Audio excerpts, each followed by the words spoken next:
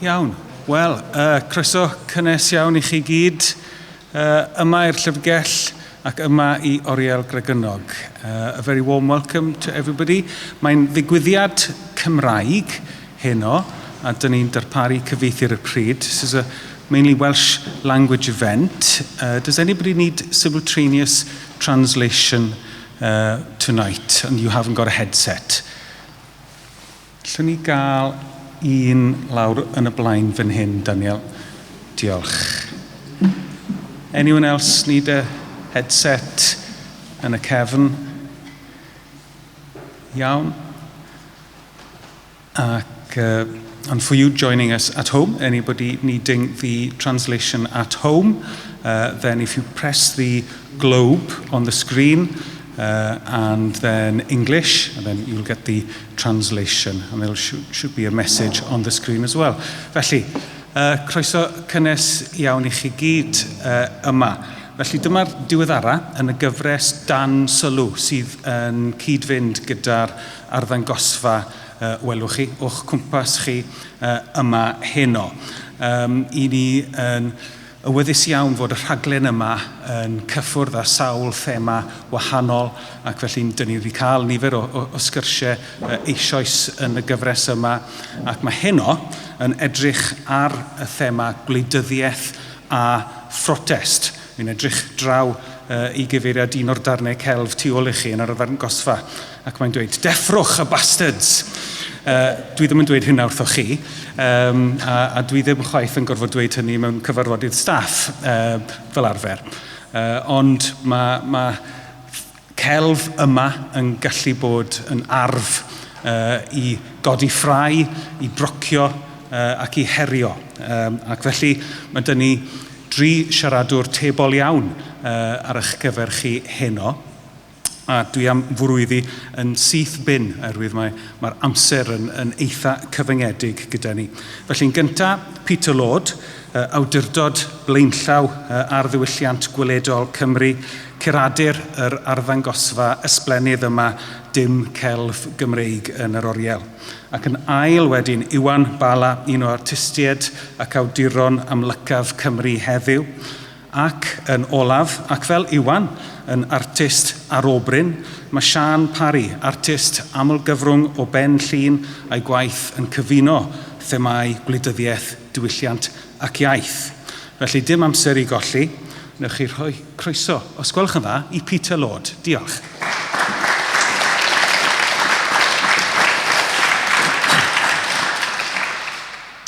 Prynawn da chi gyd. Dwi am ddechrau gan wahaniaethu rhwng 2 peth, sef ar y naill llaw darluniau gwleidyddol unigol ac ar y llaw arall arddangosfeydd sydd yn ei cyfanrwydd yn datganiadau gwleidyddol. Mewn arddangosfa fel hon, enghraifft, mae pob math o luniau, rai o'ch chi wedi gweld yr arddangosfa yn barod, pob math o luniau sydd ddim o reidrwydd yn darluniau gwleidyddol yn un o'i hunain, ond maen nhw yn cael eu cydosod yma mwyn gwneud pwynt gwleidyddol ehangach. Enghraifft, mae gyda ni darlun o waith Joseph Herman, Cattle in a Landscape, draw fyna, sydd yn ymddangos fel delwedd eitha ddiniwed ynddo ei hun. Ond cafodd ei arddangos am y tro cyntaf 1952 mewn arddangosfa, wario ar things yn fflasio lan ar y sgrin yma, mewn arddangosfa hynod bwysig a arddangosfa gwleidyddol ei naws, wedi ei chiradu gan John Berger. Teitl o'r arddangosfa oedd Looking Forward. A roedd Berger am sefydlu'r cysyniad o realaeth mewn celf, realist painting, fel mudiad celf gwrth elitaidd. Ond gwelodd Berger realaeth mewn celf fel rhan o agenda sosialaeth cynhwysfawr. Roedd pob darlun yn ei arddangosfa megis un gair yn y treithawd gwleidyddol ehangach roedd Berger yn ei ysgrifennu. Realism is not a method, meddai ar y pryd, but a way of thinking. Ond I droi at darluniau gwleidyddol unigol, felly mae gyda ni hanes dwfn ohonyn nhw yng Nghymru. A wedi dweud hynny, nid yw darluniau hyn bob amser wedi cael eu cydnabod fel lluniau gwleidyddol yn y gorffennol, gan gynnwys yr enghraifft lluniau o waith Richard Wilson. Y reswm am hyn yw bod y bobl oedd yn ysgrifennu amdanyn nhw am y lluniau yma yn y gorffennol yn dod o'r un elit gymdeithasol, ceidwadol ei naws, ac yr oedd Richard Wilson a'i noddwyr ei hunan yn rhan ohono. Cyflwynodd Richard Wilson Castell Llythre Caernarfon yn 1744 fel adfail mewn byd tawel heddychlon, rhyw fath o Arcadian relic. Mewn gwirionedd, canolfan drefol ddiwiog oedd Caernarfon ar y pryd, lle gwelwyd terfysg ar y strydoedd o dro a gorthrwm crefyddol. So yna contrast yn fan hyn. Creodd Wilson ddelweddau gyda'r bwriad o gynnal hen drefn cymdeithasol y bonedd. Yn ei plith, roedd teuluoedd Toriaidd fel y Winiaid, Winstead wrth gwrs, oedd yn edrych yn ôl yn hiraethus hyd yn oed yn bellach i'r cyfnod Jacobiaidd. Peintiodd Wilson 4 portread o Flora MacDonald, enghraifft, yn syth ar ôl rhyfel 1745 yn erbyn yr Albanwyr, y 45. Dyn ni ddim yn tueddu meddwl am Wilson fel portreadydd, wrth gwrs. Os nad yw'n amlwg bob amser felly sut mae cyrraedd diffiniad o beth yn union yw darlun gwleidyddol. Ac mae anhawster mwy sylfaenol byth yn codi wrth geisio ateb i'r cwestiwn hwn yn y byd sydd ohoni o ganlyniad i newidiadau yn y ffordd mae gwleidyddiaeth ei hun yn cael ei diffinio. Yn ystod y degawdau diweddar, mae diffiniad clasurol y gair, sef bod gwleidyddiaeth yn rhyw fath o ddadl am sut mae adnoddau economaidd yn cael ei rhannu mewn cymdeithas. Mae hwn wedi cael ei tanseilio gan diffiniad ffasiynol newydd. Mae un academydd Saesneg wedi disgrifio'r newid fel hyn. Politics is as much or arguably more about identity and culture as it is about material resources. Ond mae'n ymddangos i fi fod academydyddion Saesneg fel Christina Boswell, wy'n newydd dyfynu, wedi bod braidd yn araf wrth dal i fyny gyda rhywbeth sydd wedi bod yn amlwg i ni yng Nghymru ers 1536 pan ddaeth y dedd un o gyntaf i rym. Fe gofiwch y geiriau, to utterly extirpate all and singular usages and customs, oedd yn wahanol yng Nghymru Loegr. Wel, nid datrysiad i ddadl am ddosbarthu adnoddau economaidd oedd y deddfau uno, gan fod adnoddau yn llifo dros y ffin yn barod.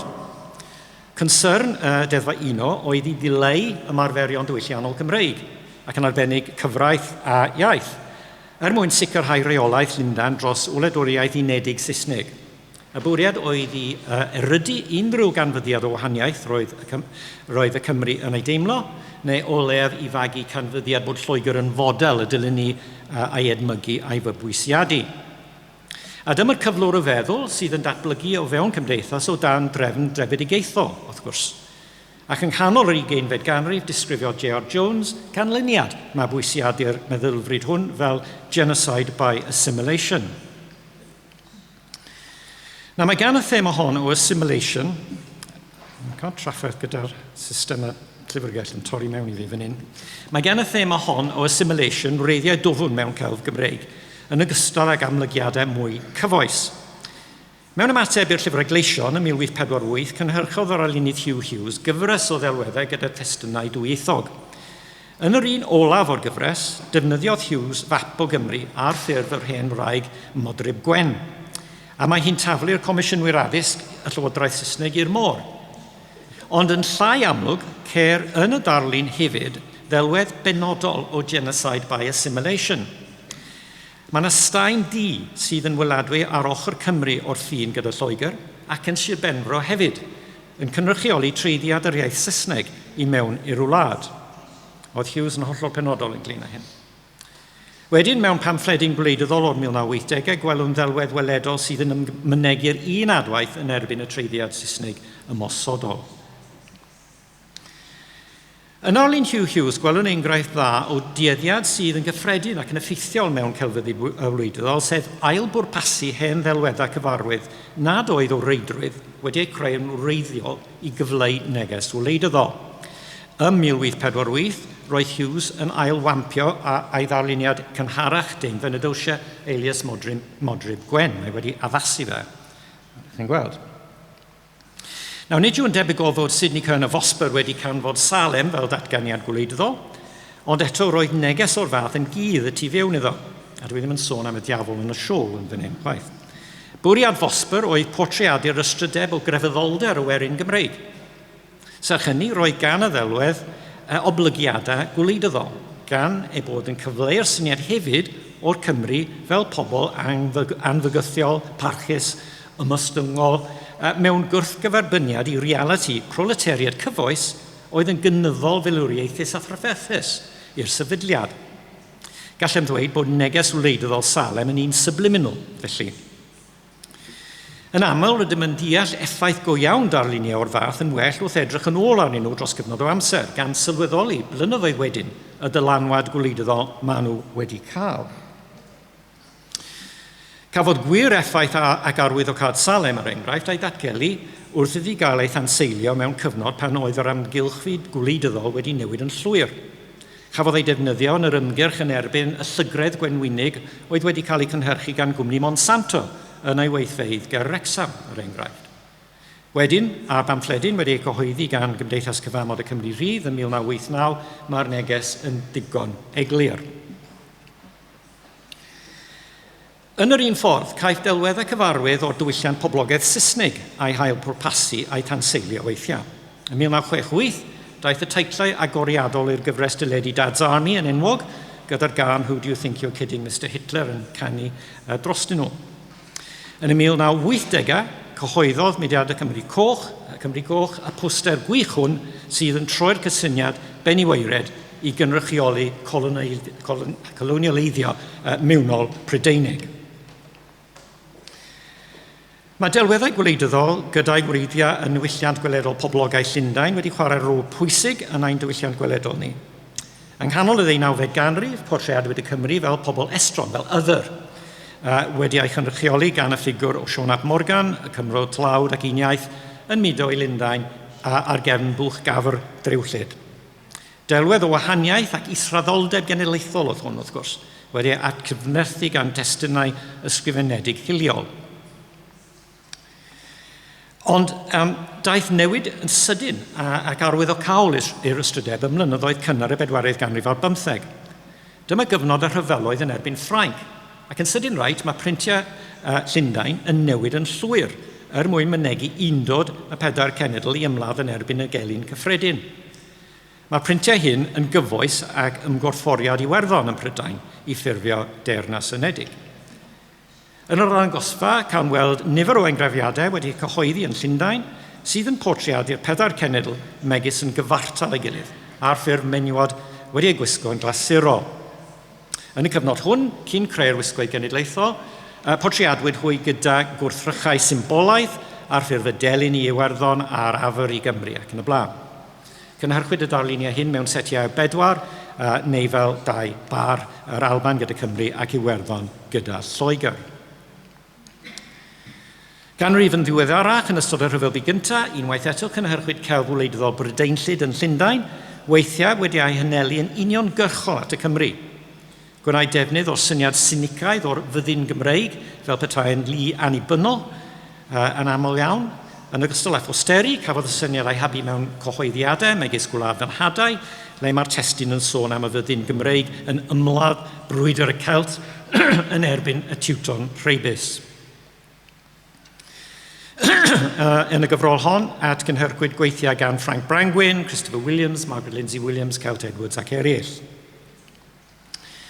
Ac roedd Celt Edwards yn gyfrifol hefyd am ddau gerdyn post a fabwysiadodd yr un fath o ystrydebau hiliol a ddefnyddiwyd yn erbyn y Cymru yng nghanol y 19eg ganrif. Ac yn y cyd-testun hwn, rhaid tynnu sylw at yr hancas fach hon sydd yn llith y darnau mwyaf arwyddocaol yn yr arddangosfa gyfan yn y marn i. Y cysylltiad Gwyddelig drwy'r gan poblogaidd It's a Long, Long Way to Tipperary, canfyddiad Saesnig yw'r ddelwedd. Gwerthwyd yr hancesu hyn yn ystod y rhyfelbu gyntaf yn Penny Bazaars, Marks and Spencers. Yn amlwg y bwriad oedd i hybu undod Prydeinig yn erbyn yr Almaen. Cynhyrchwyd delweddau tebyg gyda llaw yn arosod ystrydebau cenedlaethol ar fapia yn yr Almaen. Ond mae delwedd Tipperary yn fwy cymleth nac yw'n ymddangos ar y golwg gyntaf.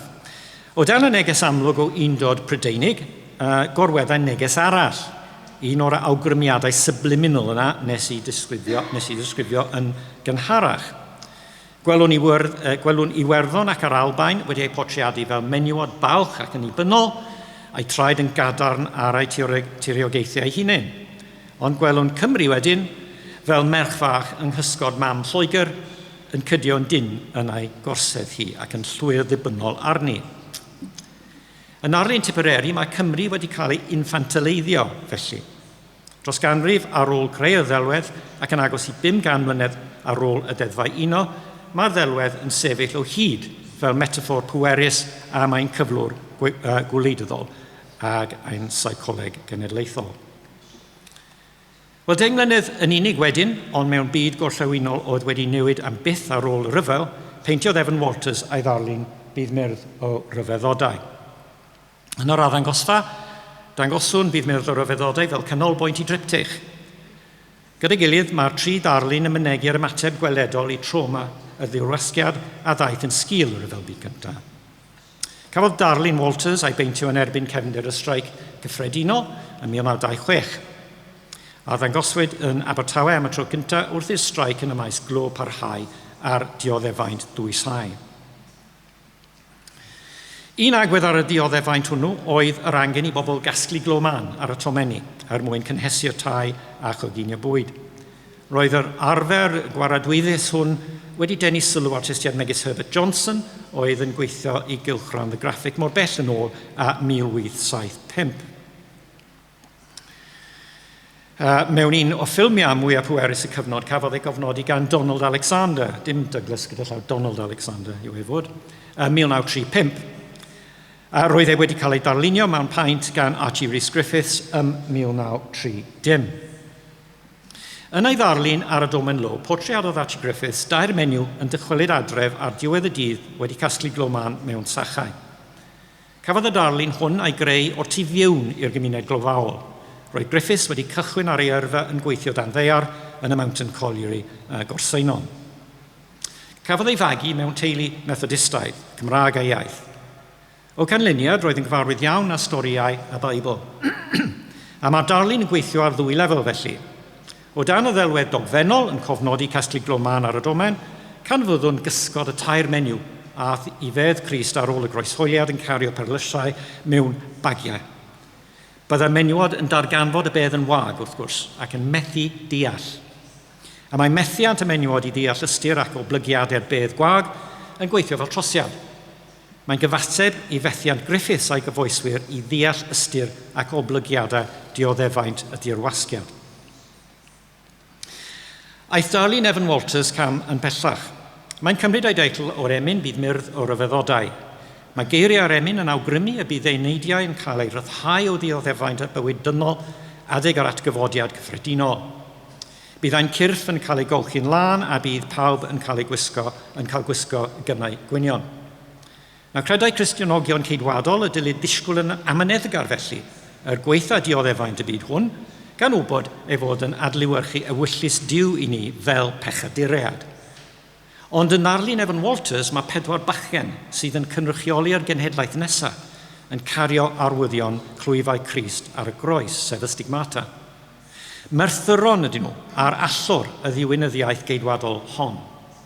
Mae'r darlun yn gynnig sialens iddi, sialens a ddaeth yn y cofnod oddi wrth sosialwyr oedd yn credu bod rhaid gweithredu yn erbyn anghyfiawnder yn y byd, gweithredu yn wleidyddol i wella'r cyflwr dynol. Cafodd cofnod pwerus Donald Alexander o gasglu glo man ar y tipiau ymgorffori yn ffilm Ralph Bond Today We Live. A cafodd y ffilm ei ryddhau ym 1937, a dyma'r flwyddyn, digwyddiad neu beidio, a pan ddaeth Morris Sokochewski o'i gartre ymhlith gymuned Iddewig Dwyrain Llundain i fyw yn cymuned glofaol Talawain. Yno, byddai'n peintio gyfres o 25 o ddarluniau gan cynnwys There Burden, sydd yn portreadu'r un pwnc a gofnodwyd gan Archie Griffiths, 7 mlynedd yn gynharach. Roedd Sokochewski ond yn 45 oed pan daeth i Gymru gyda cymorth yr aelod seneddol Arthur Jenkins, tad Roy Jenkins.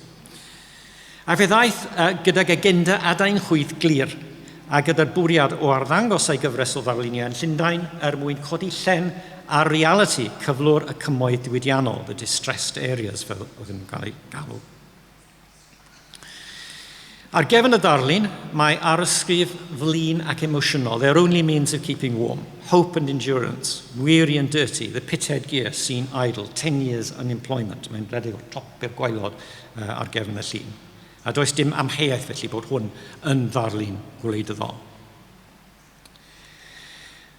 Ac os nad yw pob darlun yn yr arddangosfa yn debyg iddo yn hynny o beth, mae'r arddangosfa yn ei chyfanrwydd i'w ystyried fel darn unedig o gelf gwleidyddol. Fel arddangosfa Looking Forward, John Berger, mae'n amlygu ffordd o feddwl.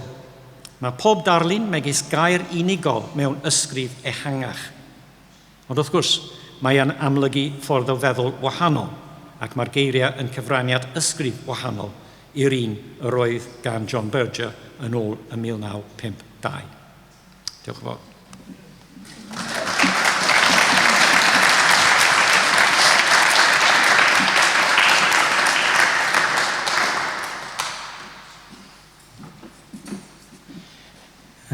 Diolch yn fawr. Diolch am y gwahoddiad. A Peter di sôn o'r hyn am pwysigrwydd patrons yng Nghymru a'r ffaith bod yna ddim, mae'n y llall.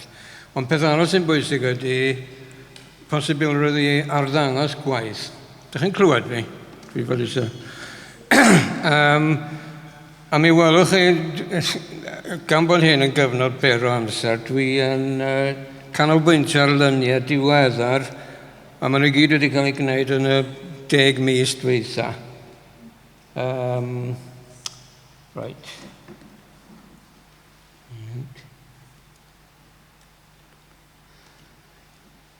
Maen nhw gyd wedi cael ei gwneud yn y 10 mis dweitha, a maen nhw gyd yn deillio o'r ffaith bod yna 2 arddangosfa wedi digwydd yn yr flwyddyn yma sy'n dod. A yr arddangosfa yma ydy'r cyntaf nhw. Ar ôl bod yn yr agoriad a gweld, wrth gwrs dwi wedi gweld Pôr Taff mewn llyfreg a Peter, ond dwi heb i gweld nhw fel hyn efo'i gilydd. Ac o'n i'n teimlo, wel, dylsyn ni wneud rhyw ymateb i hwn. Ond y peth dwi wedi bod yn wneud efo'r lluniau yma ydy defnyddio hen lyniau oedd gennau yn y studio, stack o'n un o fel hyn, i gyd ar y papur cadi yma, sy'n eitha pwysig nes i ddysgu bod cadi'n dod o'r gair Indian am y cotwm oedd nhw'n gwisgo, so oedd Nerw wedi gwneud penderfyniad i beidio gwisgo siwtiau safel ro, ond gwisgo dillad cadi. So oedd o'n Phrotest mewn ffordd. Ac dwi wedi defnyddio'r papur yma ers 20 mlynedd a mwy, heb wybod hynny.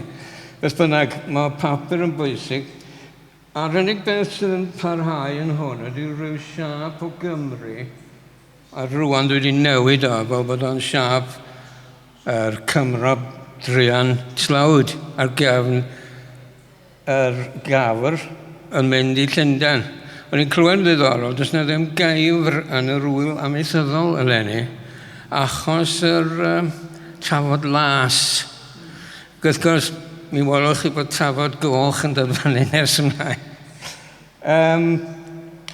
So, dwi wedi hefyd defnyddio rhywbeth arall hiliol am y Cymru, sef Taffy was a Welshman, Taffy was a thief. Taffy went to my house and stole a side of beef. A wedyn dwi wedi cario ymlaen efo hwnna wedyn yn geiriau y saith, ynde? Na i'm darllen i gyd. So I went to Taffy's homeland with my English Empire wiles. And I stole his gold, I stole his coal, the slate, the iron, the water, I even stole the wind. And that's why that's why I'm so wealthy and he's so effing poor. So o'n i'n meddwl, dyma sy'n dal i ddigwydd, de. Dyn ni'n dal i gael yr extraction ma, rwan efo yr melinau gwynt trydanol ma, a eisiau gosod pylons y draws Cymru i fynd efo cwmni o'r Lloegr, bod nhw'n cogio bod gen nhw enw Cymraeg, a'r arian i gyd yn mynd i boced tu allan i Gymru. So mae hwnna'n rhywbeth sydd yn parhau yn y marn ni. Wedyn dyma ni ddarn o lun arall, a fydd hwn ar clawr y llyfr dwi'n wneud i gyd fynd efo arddangosfa sy'n dod fyny yn storiol, yn Bangor. Ac mae honno wedi bod yn achos I mi feddwl a creu pethau newydd. Ond mae o'i gyd yn dod o rwle tebyg. So, beth gennym ni fan hyn ydy y dafod goch, ond hefyd Jenny Jones sydd yn yr arddangosfa yn Fanco. Yr engrefing sydd ohoni Fanco. Ond ni'n mynd I sylwi ar hynna tro cyntaf ys I rawnd.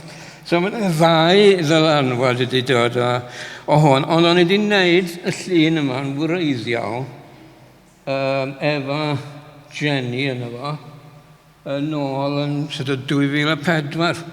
So dwi wedi cadw hi fel oedd hi, ond dwi wedi ychwanegu at y llun a creu rhywbeth am ôl goloneiddio. Dwi'n mynd licio'r gair y trefedigaethol, achos dwi'n swnio rhywun peth o coloneiddio rwysyd. Mae'n swnio rhywbeth eitha parchus trefedigaethol. Ôl goloneiddio, a mae cymera ydy ôl goloneiddio, bod o'n bodoli mewn gwirionedd, achos unwaith mae un ymerodraeth I mynd, fel yr ymerodraethau Ewropeaidd I mynd o Affrica, mae'n un arall yn dod I fewn, sef America, China, a Lladin America yn cael gwared o Sbaen a Portugal, ond mae America wedyn yn ymyrryd yn ei gwleidyddiaeth nhw, felly dyn ni'n dal o dan rhyw fath o goloneiddio trwy'r amser. Felly, dyma ydy hwn, ydy rhyw greadur dychmygol ydy'r cimera neu chimera, dwi'n siŵr sut mae'n dweud o. A mae'n ddarnau o'r ddraig, wrth gwrs, y gynffon yr adenydd ar hwn, ond a mae'r gwyneb yn siap, rhyw fath o siap Cymru, mae bobl wedi sôn am hynny fel Cymru fel pen mochyn. Wedyn, dyna ydy'r bwriad sy'n mae hwnna'n lun eitha maint, achos mae'n ddau bapur efo'i gilydd. Felly fydd yr arddangosfa yn agor yn storio pedwerydd o Hydref. Diolch yn fawr. A fe'n gobeithio fydd y llyfr ar gael erbyn ar y goriad, so fydd hwnna ar y clawr.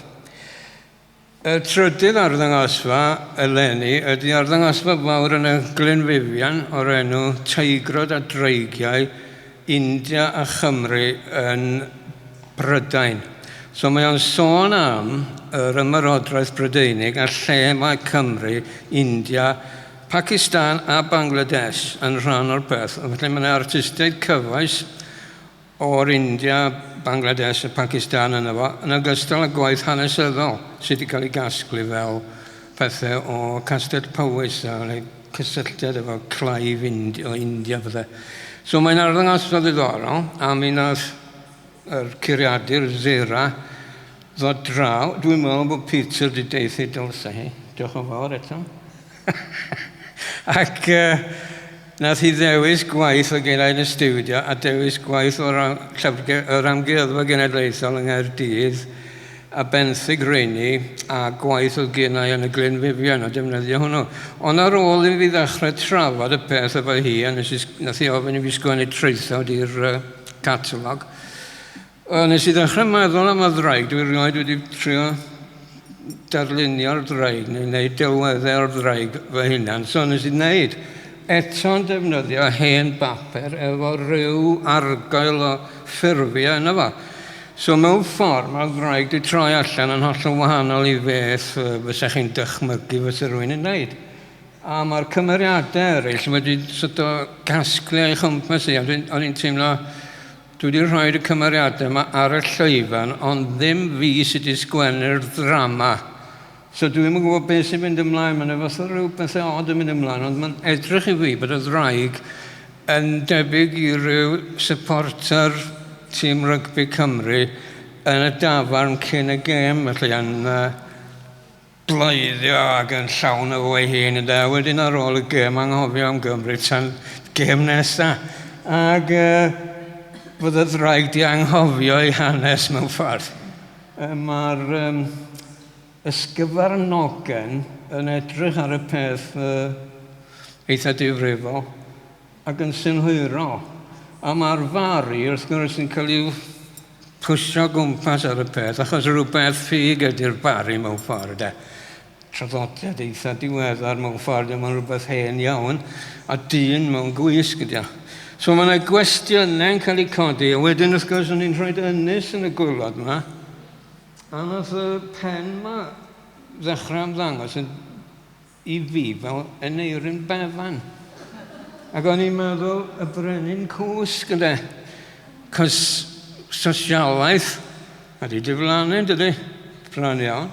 Mae dylanwad oedd gan Aneurin Bevan a yr gwasanaeth iechyd a hyn a llall yn mynd i'n dirywio. Felly o'n i'n gweld y pethau ma'n datblygu yn y llun. Wedyn, llun diweddar iawn, ddau yma'n i pethau diweddar iawn. Welwch chi bod ni'r ddau ddyddiad arnyn nhw. Dylse fod o'n stroc, achos dwi'n wedi cymryd o 2012 i 2025 i fi'n neud a. Nes i'n neud y llun gwreiddiol yn 2022, a wedyn ailweithio fo i wneud hwnna, sydd am lle dwi'n byw rwan, dweud y gwir, cefneithyn ystalwm. Oedd e pentyrau a slag yn cefneithyn ac o'n nhw'n gael nhw'n pyramids. Oedden nhw'n cloddio am anthracite, a mae yna siafft o dan yn hyf i bell i lawr. Ac welwch chi ddim byd rwan, mae yna gyd wedi cael ei lefelu. Ond mae hwn eto am yr extraction ma, bethau'r tynnu bethau allan ydy. A wedyn mae hwn, llall ma, ar bapur gwahanol o'r enw papur amati sydd yn dod o Mexico, neu Mexico, fel sy'n ni dweud. Ac mae wedi cael ei wneud allan o plisg coed, so barc y coed, a mae'r siapiau dal yn y papur. Felly diolch yn hawdd i ddefnyddio fo, achos mae pethau yna fo'n barod.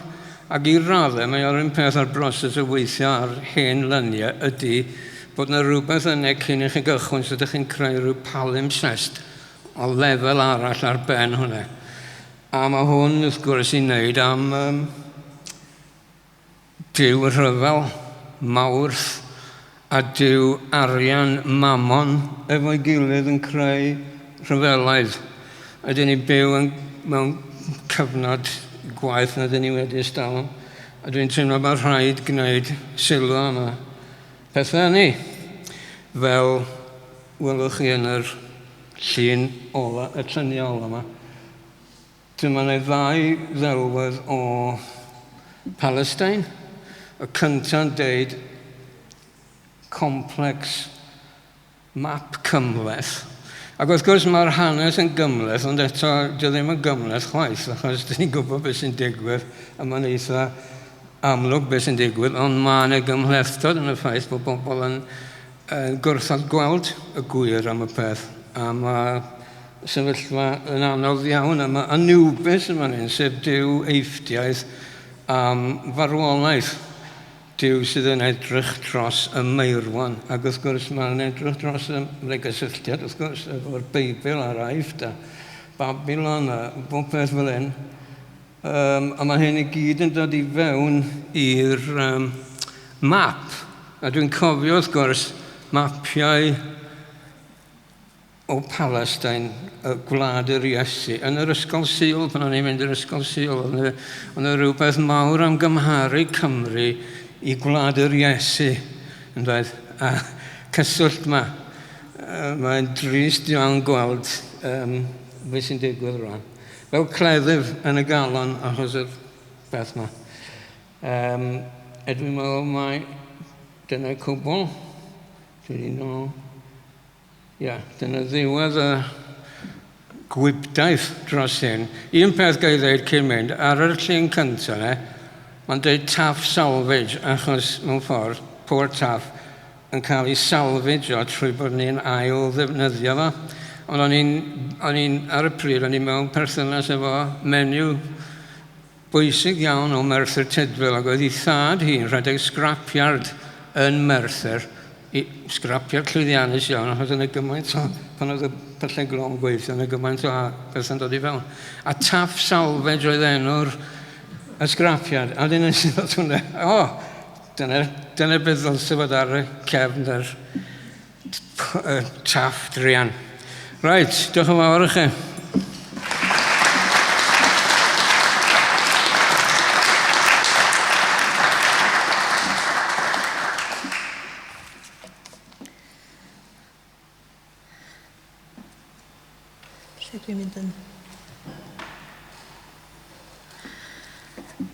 Diolch yn fawr am y gwahoddiad i ddod yma yn rhan o'r digwyddiad yma heddiw i sôn am y berthynas rhwng gwleidyddiaeth, protest a chelfyddyd.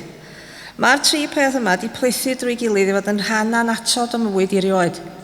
Ac yn Steddfod Genedlaethol Llanrwst yn 2019, mi gafodd y tri eisodron sownd efo'i gilydd pan dderbyniodd y darn yma wobr Ifor Davies yn Eisteddfod Llanrwst. Mi ges i fy ngeni yn y flwyddyn y traddodol Saunders Lewis y ddarlith yn 1962, pan ddwedodd nid llai na chwildro i'w adfer yr iaith Gymraeg yng Nghymru, trwy ddillia chwildro'n unig y mae llwyddo. Rhag dybiodd os na fyddai newid y byddai terfyn ar y Gymraeg tua'r amser yma.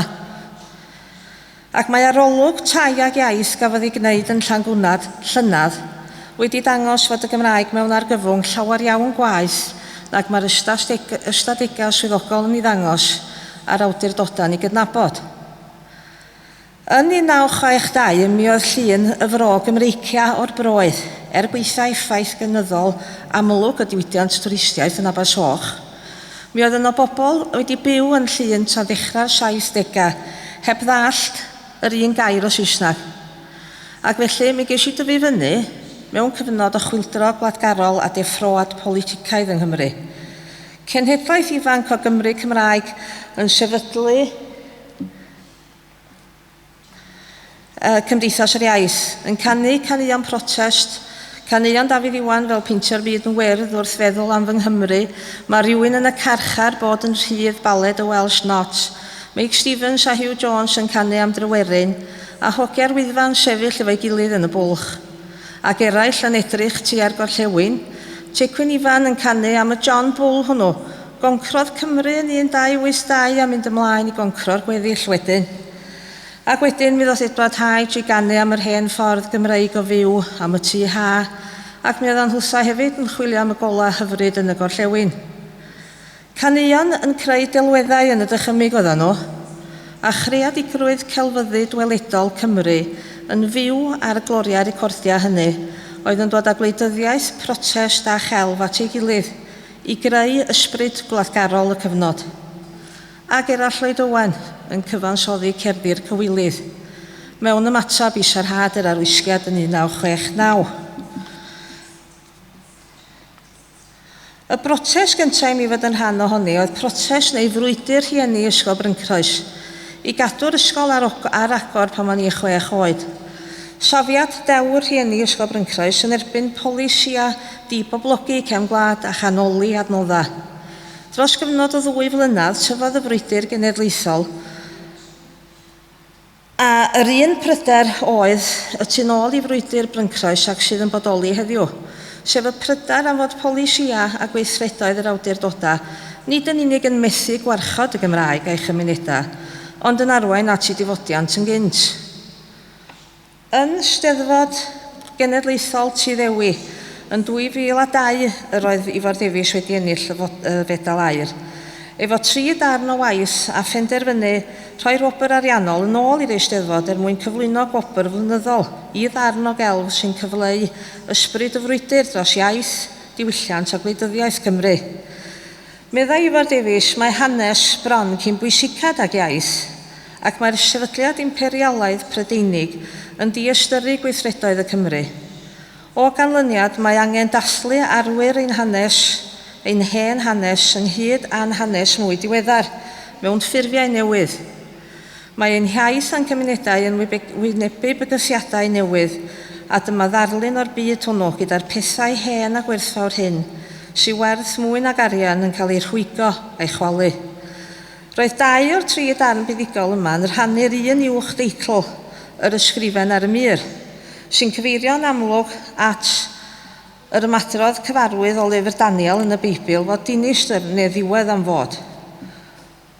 Ond mae hefyd yr ysgrifen ar y mur yn gyfeiriad at brotest gynharach gan artistiaid eraill o Gymru enwog. Sef John Gruffydd Williams neu Jack Pigalle a'i gyfeillion yr artist ac athro celf Ellis Gwyn Jones a'i frawd y dramodydd Will Sam. Pan eithon nhw ysgrifennu slogan ar furiau adfail hen gapal Morian Llanstindwy. Ymwrthyd Cymru ar hyfeloedd Lloegr. Dyma ddyfyniad o ddatganiad Jack am ei reswm dros wrthod dod yn aelod o'r fyddin. Yr wyf yn gwrthod cydnabod hawl Llywodraeth Lloegr i osod gorfodaeth filwrol ar Gymru. Gwrthodaf ymuno â lluoedd brenin Lloegr. Am hyn, treuliodd 3 mis mewn carchar, a mae'r hanes i weld ar wefan Cymru Fyw heddiw ac yn werth mynd i sbio ac i'w ddarllen. Mae'r trydydd darn roedd Ifor wedi ennill wobr amdano fo yn cyfeirio at y tân yn Llun. Y dywedir amdano i fod y digwyddiad mwyaf arwydd o cael yn hanes Cymru ers cyfnod Owain Glyndŵr. Dyma weithred Saunders Lewis, D.J. Williams a Lewis Valentine. Da ni gyd yn gwybod amdani yn ymwybodol ohoni llosgi'r ysgol bomio ym Mhenybarth. A dyma fy nehongliad hwna, y tŷ a 2 beintiadau. Mi oedd Ifor wedi peintio sawl fersiwn o'r llun o'r 3 yr oedd wedi ennill yn wreiddiol i fo fan y Steddfod a'r Telegram. A hwnna ydy fy llun i o Mhenybarth. Efo drws yr hen dŷ a'r Telegram ddoth o Lundan yn cyhoeddi'r penderfyniad i garcharu'r 3, bariau'r carchar a'r tân. Yn ei anirchiad i'r llun paham yr llosgon yr ysgol fomio, mae Saunders Lewis yn dweud fod llun o'r 5eg ganrif wedi bod y Cymreiciaf o'r Cymreig a bod parhad yr iaith yn llun i Gymru yn fater o fyw neu farw. Drian ohono ni, drian o Lun a drian o Gymru heddiw felly. Mae gwobr Ifor Davies yn barhad o alwad y grŵp Beca a chymdeithas gweled yn yr 80au sydd yn amlwg o'n cwmpas mi o hyd yma heddiw, a chanlyniad yr alwad honno di'r gwaith yma. Galwad ar i'r sefydliadau cenedlaethol ar awdurdodau yng Nghymru, sicrhau fod yna ystyriaeth llwyfan a pharch priodol tuag at gelf weledol yng Nghymru. Yn Eisteddfod Wrecsam, yn 1977, y gwnaeth Paul Davies berfformiad celf, neu efallan y protest oedd hi. Cododd ddarn o hen sliper heilffordd efo'r llythrennau WN arno uwch i ben, a sefyll y tu allan i'r lle celf. Roedd yn dangos ei wrthwynebiad i benderfyniad yr Eisteddfod i lwyfannu perfformiad gan artist nad oedd ganddo ddim ymwybyddiaeth o Gymreigdod na'r Gymraeg. Roedd Paul wedi dysgu'r Gymraeg fel oedolyn, ac am i'r Gymraeg gael gofal a dyledus barch gan yr Eisteddfod a'r awdurdodau.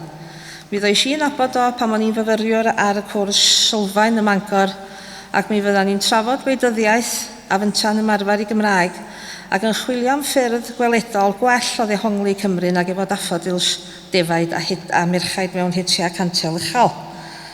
Un o'r ffyrdd Paul oedd i fapia niferus ac amrywiol o Gymru. Ar ôl y cwrs sylfaen, mi eisiau gas newydd i astudio celfyddyd gain, a dewis cas newydd am i mi gredu y byddai gen i hawl i wneud fy ngwaith ysgrifenedig yn Gymraeg yn fanno am i fod o ar dir Cymru, o nid felly roedd hi. Ac mi ges i adwaith mwyaf cas gan un o'r uwch ddarlithwyr am i mi hyd yn oed ofyn. Mi wnaeth fy nghyhyddo o fod yn hiliol yn rhwystyr i ddatblygiad globaleiddio Saesneg wrth gwrs. Felly mae'n debyg fod fy arddangosfa gradd yn rhyw ffurf o brotest yn ddihun. Cyfres o ffotograffau o gromlechu meini hirion, bringeira a choed yn tystio un hen hanes ni a chyswllt y Gymraeg efo'r darn yma dir sydd yma ymhell cyn bod y Saesneg yn bod. Roedd dyfyniadau o farddoniaeth Gymraeg o dan bob llun a thap sŵn ar lŵp o gerddi Cymraeg. Roedd fy nhreithawd yn cychwyn drwy edrych ar hanes cerlunio yng Nghymru, ond yna'n gwneud y cyswllt rhwng patrymau cylchol, byd y Celtiaid a'r patrymau yng nghaneddion ein barddoniaeth a chytia crynion y bringeirau, i gyd yn rhan o fyd cylchol. Mi ges i wneud fy nhreithawd yn Gymraeg yn y diwedd, ac mi drefnwyd bod Leslie Jones yn asesu fy ngwaith, ac mi fuodd y brotest honno'n un o'r rhai mwyaf llwyddiannus. A thrwy'r cyswllt Celtaidd yna, does i'n nabod John Miriam Morris. Yn diddordeba ni yn hynny yn amlwg yn debyg iawn. Pan ail afeilodd o yn ei waith celf, braint fawr oedd iddo fo ddod acw i ddangos i lyniau i mi am y tro cyntaf. Y gwaith dyrchafol dychmygol y dylanwad ei astudiaethau o gelfyddyd Geltaidd yn amlwg arno. Mi drefnais gyfarfod i ddathlu gwaith a bywyd John Miriam Morris efo cefnogaeth cyfeillion llun yn Eisteddfod Bodleian yn 2023 ac mae'r cyfarfod yna wedi cael ei gyhoeddi wedyn ar wefan cyfeillion llun. Yn 1988, cynhaliwyd arddangosfa o waith artistiaid gweled a beca ar y cyd efo ymddiriedolaeth cerflunio Cymru yng nghanolfan Llantarman i gyd fynd efo'r Eisteddfod Genedlaethol yng Nghas Newydd. Erbyn hynny, roeddwn ni yn aelod o beca hefyd, ac mae'n ymddangos o'r rhestr. Dwi'n meddwl mae dim ond Ifor Davies, o'n i'n sylwi ar hyn, eithio'r Ifor Davies a finna ar y pryd oedd yn aelod o'r ddwy gymdeithas. Cyfnod o ddeffroad gwleidyddol ym myd celf yn yr 80au oedd o. A erbyn i mi ddod yn ôl i lun ar ôl gorffan yn y Coleg Nghas Newydd, mi oedd cyfeillion llun wedi sefydlu gyn fy nhad a Gruffydd Parri ers 1986. A dyna oedd coleg go iawn. Mewn gwleidyddiaeth a Phrotest, ond hefyd mewn gwarchod, cefnogaeth i ddiwylliant, celfyddyd a chymunedau. Yn y cyfnod yma, byddai Paul Davies yn anfon darna o betha tai yn y post. Envelop yn cyrraedd, agor o, ddim byth yn siŵr be fydda yno fo, darna o garbod, metal, defnydd, mwyn i mi ychwanegu weithiau sgriw, neu rhywbeth arall, neu roed marc arno fo, postio hwnnw wedyn ymlaen i Ifor Davies, a dwi'n yn siŵr lle bydda fo mynd wedyn, ond yn y diwedd mi fydda fo yn cael ei ddefnyddio gyn Paul i greu rei o'r mapia fydda fo yn ei wneud wedyn ac yn meddwl amdanyn nhw fel cyfanwaith rhyngthon ni. A dyma y map yma wedi cael ei anfon efo negas ar y cefn gyda fo wedi cael ei arddangos yn y ffindir.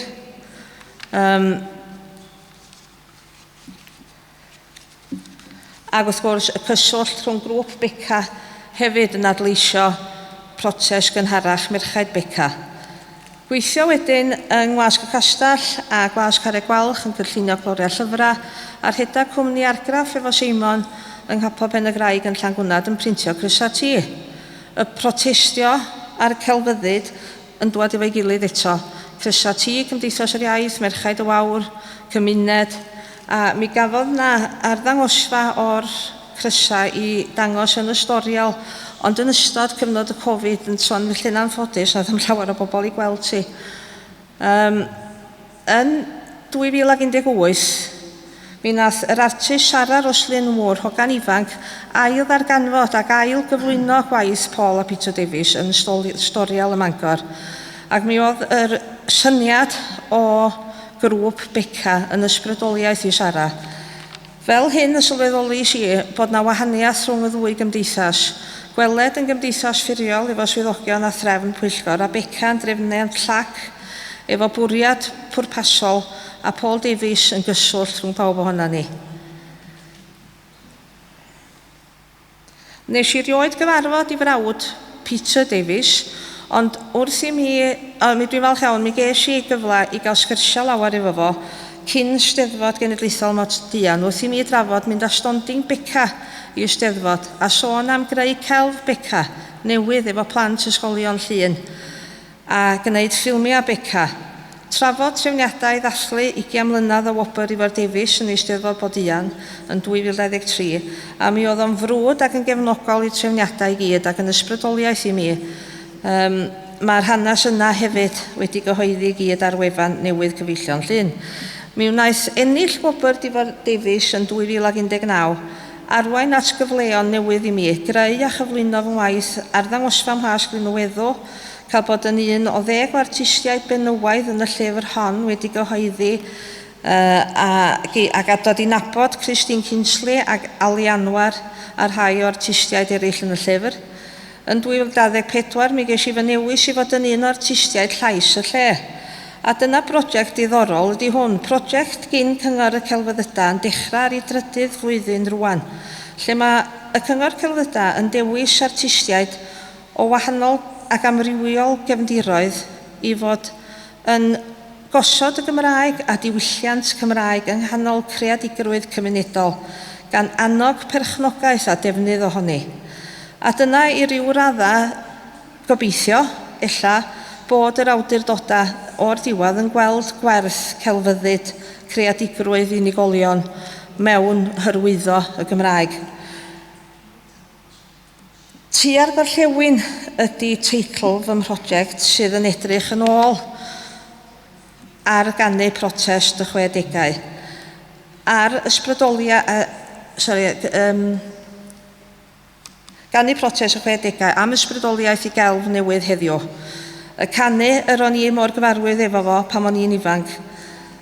Y nod ydy rhoi terfyn ar y difodiant yn y Gymraeg yng ngorllewin pellaf Gwlad Llŷn, cyn i fi hi ddiflannu o'r tir yn gyfan gwbl, a darganfod y gola llachar yn y gorllewin ac ennill y tir yn ei ôl. Rhan ohono oedd cyhoeddi gwefan uniaith Gymraeg sy'n cael ei chyfieithu gan Google i gyflwyno Llŷn fel ardal wyliau Gymraeg, efo'r nod o wirdroi effaith niweidiol twristiaeth Saesneg i fod yn effaith gadarnhaol twristiaeth Gymraeg yn y dyfodol. Daeth cynllun hefyd ag 18 o gynghorau cymuned at ei gilydd. Yn dilyn i Abadaron, Botwnog a Thudweiliog, sylweddoli o ffigurau cyfrifiad o boblogaeth yn 2021, bod y niferoedd o bobl yn siarad Cymraeg yn yr ardaloedd gwyrdd da chi'n weld ar y map, a'r niferoedd uchel o ailgartrefi yn yr ardaloedd sy'n las tywyll, sy'n golygu mewn gwirionedd bod y diwydiant twristiaeth y bygythiad mwyaf i'r iaith Gymraeg yn Abadaron, Botwnog a Thudweiliog. Ac felly ddoth y tri cyngor cymuned at ei gilydd a galw mwyn cefnogi i gilydd a galw am gefnogaeth yr awdurdodau i gefnogi nod strategaeth Cymraeg 2050 ac erbyn hyn mae 18 o gynghorau cymuned ar draws Gwynedd wedi dod at ei gilydd. Mae pwysigrwydd celf weledol wrth drosglwyddo negas, syniadau a meddylfryd mor bwysig heddiw ac yr oedd y darluniau a delweddau yn yr ogofau, yn Altimer a Losgo ac ar gerrig barcloddiad Gawres a Bryn Celli Ddu. Mae'r ysgrifen ar y mur cyn bwysicad heddiw ac y mae nhw wedi bod erioed. A mi ges i'r cyfle i fynd rownd yr ysgolion yn cyflwyno rhai o'r darna celf sydd bellach yn y rhan ma'n debyg o fy ymgyrch i dros yr iaith Gymraeg sydd yn cyflwyno hynny. Darna fath o hwn, yr hen ogledd, yn cyflwyno'r gyflafan, y gododdin a yr ysgrifan a neirin yn profi'n bod ni yma ers y 6 ganrif. Y Gymraeg ei hun ar y set capel yn dal i gafael gorga medar er bod y darlun i gyd y tu ôl iddi hi yn disgyn ac yn darniog o'i chwmpas i. Gerall oed wan, wili twyli Llywelyn, wili twaed Penweli Tyn, un chalon gan istron wr, un coron gan goncwerwr. Ac unwaith eto, y darlun yn ddarniog, ond oel yr hen hanes pwysig yn gefndir iddo fo. Hon i welwch chi hynt y gwynt ar glaw, yn drifflith, drafflith drwy gilydd, a'r môr yn merwynawr tir, a'r haul yn hwylawr awyr. A llwch yr amser gynt, lle mae'r Beibl bellach yn pydru a'r hanes yn diflannu a dagra Llywelyn yn llifo ar y llyfr. Brad y llyfr agleision, Tryweryn, ond eto, yn yr hen hanes ac yn y tirwedd ei hun, mae'r patrymog Celtaidd crynion yn dal yna, heilwen ar hyd y glenydd a haul hwyr a'i liw ar y mynydd. Ac felly, gobeithio, o fyd cylchog y Celtaidd rhyw ffordd neu gilydd, y byddwn ni'n ffeindio ffordd eto i gadw'r Gymraeg yn fyw yn y dyfodol. Diolch yn fawr.